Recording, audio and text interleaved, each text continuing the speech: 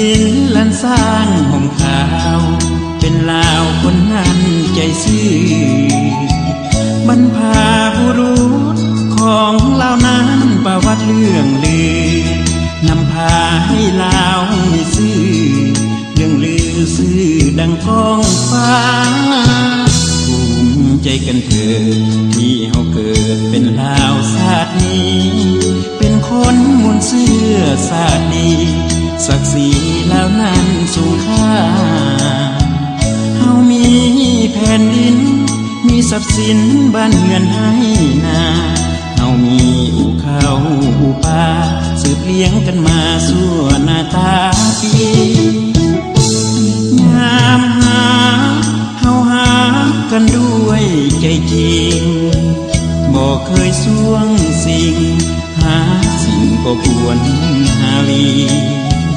ลาวอยู่เป็นลาวสืบสาวมาหลายพันปีเคียงคู่แม่คองวาลีหล่อเลี้ยงชีวีลาวนี้เรื่อยมาภูมิใจเด้อท่านที่เฮานั้นเกิดเป็นลาวแล้วจงได้รักษาเสื้อแนวให้ลาวเจริญก้าวหน้าตัวอย่างอันดีธาตุหลวงเจดีย์องค์ใสเศรษฐาเตือนใจให้เฮาหูว่าเฮาควรสร้างสาให้ลูกหลานลา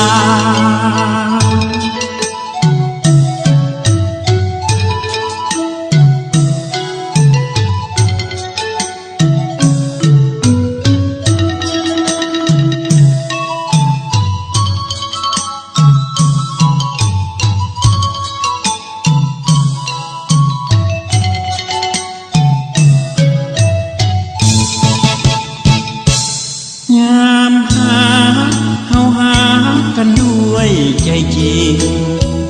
บ่เคยสวงสิ่งหาสิ่งก็ควรหาวีลาวอยู่เป็นลาวสืบสาวมาหลายพันปีเคียงคู่แม่คองวาลีหล่อเลี้ยงชีวีลาวนี้เรื่อยมาภูมิใจเด้อท่านที่เฮานั้น